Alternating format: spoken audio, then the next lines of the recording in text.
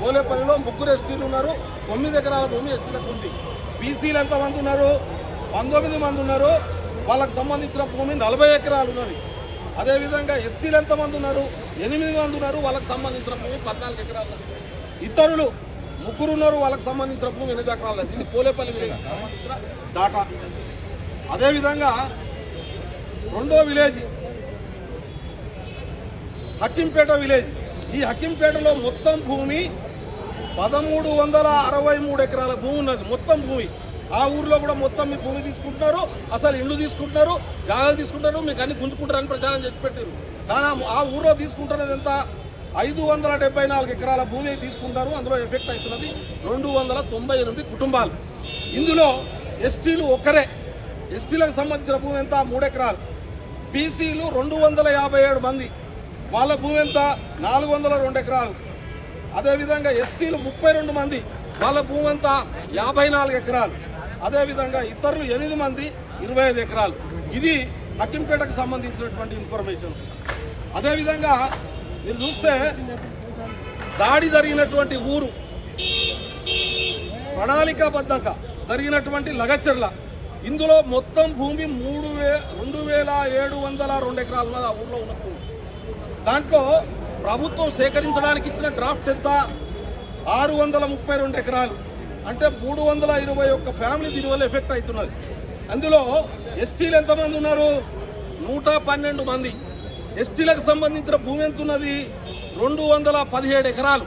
ఎస్టీలకు సంబంధించిన భూమి 217 ఎకరాలు. మొత్తం సేకరణలో 11% మాత్రమే. అదేవిధంగా బీసీలకు సంబంధించింది ఎంత ఉన్నది? 389 మంది కుటుంబాలు ఎఫెక్ట్ అవుతున్నాయి బీసీలే. అదేవిధంగా ఎస్సీలకు సంబంధించి 16 కుటుంబాలు ఎఫెక్ట్ అవుతున్నాయి, ఇతరులు 4 ఎఫెక్ట్ అవుతున్నటువంటి పరిస్థితి ఉంది.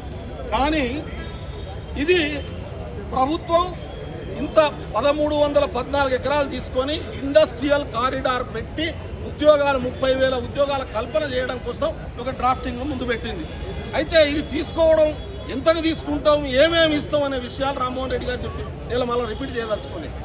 ఇది ఎప్పుడైతే హక్కింపేట గ్రామంలో గ్రామసభ పెట్టి వాళ్ళు ఓకే అన్నారో, రెండో విలేజ్ ఇది లగచెర్లలో సమావేశం పెట్టడానికి జరుగుతున్నటువంటి ప్రయత్నాలు తెలిసిన కేటీఆర్ దీన్ని అడ్డం పెట్టుకొని కాంగ్రెస్ ప్రభుత్వాన్ని, ముఖ్యమంత్రి రేవంత్ రెడ్డిని, మహారాష్ట్ర ఎన్నికల్ని ఎఫెక్ట్ చేయాలనేటటువంటి ఒక కుట్రపూరితమైనటువంటి క్రిమినల్ ఆలోచన చేసింది.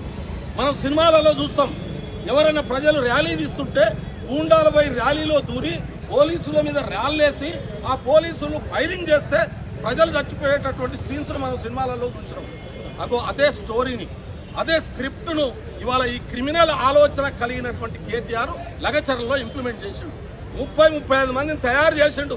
టీఆర్ఎస్ నాయకులను, ఒకరిని జోకర్ను ముంగడబెట్టిండు. ఆయన సురేష్ అనేటోని కలెక్టర్ను తీసుకొచ్చే పని ఆయనకు అప్పచెప్పిండు. కలెక్టర్లు వచ్చినాక కొట్టే టీమును ముంగడబెట్టిండు, కొట్టండి అని చెప్పే టీమును వెనకబెట్టిండు. బాధిత రైతులు బాధున్నోడు మా భూమి పోతుందేమో అని చెప్పి మొత్తమే గుంజుకుంటారు అనుకొని 300 మంది అక్కడ కూర్చొని ఉన్నారు.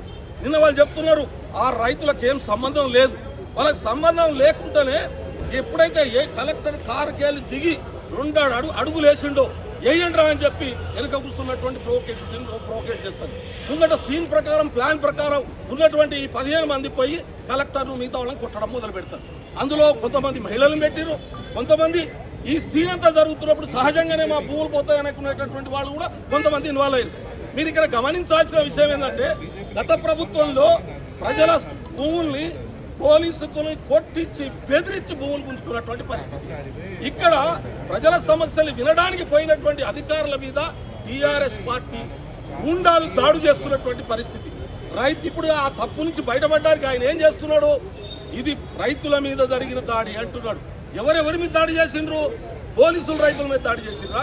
కలెక్టర్ రైతుల మీద దాడి చేసిండా? రెండో పాయింట్ ఏమంటుండు? గిరిజనుల మీద జరిగిన దాడి అంటున్నాడు.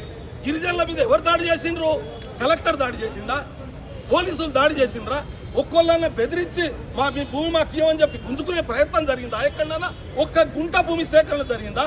ఒక అంగుళం భూమి సేకరణ జరిగిందా? అక్కడ ప్రభుత్వం ఒక మంచి ఉద్దేశంతో ఒక ప్రయత్నం చేసి ఈ కాంపెన్సేషన్ ఇస్తాం, మీరు భూములు ఇస్తే తీసుకుంటామని చెప్పి ఒక డ్రాఫ్ట్ చర్చ పెడితే దాన్ని డైవర్ట్ చేసి క్రూరమైనటువంటి రాజకీయ క్రీడ. ఒకటి, రేవంత్ రెడ్డిని టార్గెట్ చేయాలి. కలెక్టర్ను కొడితే కలెక్టర్ చచ్చిపోతే పెద్ద ఇష్యూ, లేకుంటే గన్మెన్ కాల్పులు జరిగితే 4 రైతులు చచ్చిపోతే దేశం ఇష్యూ అవుతుంది. రేవంత్ రెడ్డి ముఖ్యమంత్రి కుర్చీ దిగితే అదిగాల్సిన పరిస్థితి వస్తుంది. దేశం అంతా ఆందోళన చేపిస్తాడు. ఇగో ఇట్లా చూయించి ఒక్క నిమిషం ప్లీజ్ లెట్ మీ కంప్లీట్. ఒక్క చూయించి 5 రోజుల ముందు జరిగింది మహారాష్ట్ర ఎన్నికలకి, ఇది 8 రోజుల ముందు. గుర్తుపెట్టుకోండి, మహారాష్ట్ర ఎన్నికల్లో కాంగ్రెస్ పార్టీని టార్గెట్ చేయొచ్చు. ఇక్కడ నుంచి నాయకత్వంతో వేడ పనిచేస్తుంది. దేశం అంతా కాంగ్రెస్ ను బదనాం చేయాలని. ఈ సంఘటన జరిగిన రోజు కేటీఆర్ ఏడున్నాడు? ఢిల్లీలో. ఈ సంఘటన జరిగిన తర్వాత గంటన్నర తర్వాత ప్రెస్ మీట్ పెట్టిండు కేటీఆర్. ఎందుకు మాట్లాడలే ఢిల్లీలో ఆయన? ఈ సంఘటన గురించి ఎందుకు స్పందించలే ఆయన? ఎందుకు ఖండించలే ఆయన? ప్రభుత్వం చేస్తున్న పనులను, అధికారుల మీద దాడి చేయడాన్ని టీఆర్ఎస్ పార్టీ సమర్థిస్తుందా? అది అంతకంటే ముందు ఏ రోజు సీన్ జరగనటువంటి దాన్ని, ప్రణాళికాబద్ధంగా జరిగిన ఈ క్రిమినల్ చర్యను ఇవాళ అన్ని రాజకీయ పార్టీలు ఖండించాల్సినటువంటి అవసరం ఉంది. ప్రజా సంఘాలు ఖండించాల్సినటువంటి అవసరం ఉంది. నేను గిరిజన సంఘాలను కూడా కోరుతా ఉన్నాను, కేటీఆర్ చేస్తున్న సోషల్ మీడియా డ్రాఫ్టింగ్ లో మీరు పడకండి. వాస్తవాలు తెలుసుకొని మాట్లాడండి.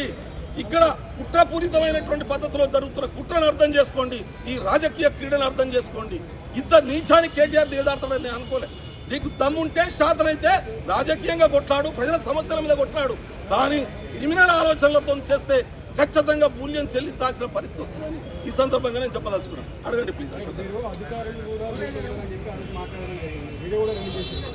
నేనేమన్నా అంటే అధికారులు లిబరల్ గా పోవడం, మా అధికారులు ఏమంటున్నాడు, కలెక్టర్ గారిని అడిగిన, నిన్న కూడా అడిగినాం, ఎందుకు మీరు పోవాల్సి వచ్చింది? ఒక దగ్గర పబ్లిక్ హియరింగ్ పెట్టుకున్న తర్వాత 2.5 గంటలు అధికారులు అక్కడ కూర్చున్న తర్వాత ఎవరు రాకపోయేటర్లకు ఆన్నే కూర్చొని క్లోజ్ చేసుకొని వస్తారు. జనరల్ గా పబ్లిక్ హియరింగ్ ప్రొసీజర్ అది. కానీ కేసీఆర్ ప్లాన్ చేసిన సురేందర్ అనేటటువంటి ఆయన రైతేశం వేసుకొని 3 నెలల నుంచి ఆడ తిరుగుకుంటూ కలెక్టర్ గారి దగ్గరికి 10 కిలోమీటర్లు వచ్చింది సార్. మీరు 1 కిలోమీటరే ఊరుంది సార్, రండి సార్ ప్లీజ్ సార్ అని చెప్తే, ఈ అధికారి బాధ్యతాయుతమైనటువంటి ప్రజాప్రభుత్వంలో ఉన్న అధికారి, ప్రజాస్వామ్య పద్ధతిలో ఆలోచించే అధికారి, నా రైతుల దగ్గర పోవడానికి నాకేం బాధ, పోదాం పారిపోయిండు. ఆ పోవడం అనేటటువంటిది ఒక మంచి ఉద్దేశంతో పోయినటువంటి అధికారి. ఆయన మంచి ఉద్దేశం లేకపోతే 4 వ్యాన్లు పెట్టుకొని పోలీసులు పెట్టుకొని పోయేటోడు. లాఠీ చార్జ్ చేయదలుచుకుంటే లాఠీ చార్జ్ ఆర్డర్ ఇచ్చేటోడు. ఫైరింగ్ కు ఆర్డర్ ఇచ్చే పవర్ కలెక్టర్కు ఉంది. అదేం చేయలేదే. తాను పన్నులు తినుకుంటూ, దెబ్బలు తినుకుంటూ, కార్ల పడి రక్తం వస్తే పారిపోయి వచ్చినటువంటి పరిస్థితి. దీనికి కారణం ఏంది? తెలంగాణ రైతులు ఎప్పుడు కూడా అధికారుల మీద దాడి చేసిన చరిత్ర లేదు. భారతదేశంలో రైతులు ఎప్పుడు అధికారుల మీద, ప్రభుత్వం మీద దాడి చేసినటువంటి పరిస్థితి లేదు. నిరసన తెలియజేస్తారు, పోరాటం చేస్తారు, హక్కులను అడుగుతారు, ఆ హక్కుల కోసం కొట్లాడతారు. కానీ ప్రభుత్వ అధికారుల మీద దాడి చేయించేటటువంటి ఒక నీచమైన, కుట్రపూరితమైన సంస్కృతిని టీఆర్ఎస్, కేటీఆర్ ఇవాళ ప్లాన్ చేసినటువంటి పరిస్థితి. ఇది రైతుల దాడి కాదు, గిరిజనుల దాడి కాదు, ఇది ప్రజల దాడి కాదు, ఇది టీఆర్ఎస్ గూండాల దాడి మాత్రమే అనేది చాలా స్పష్టంగా చెప్పదలుచుకున్నారు.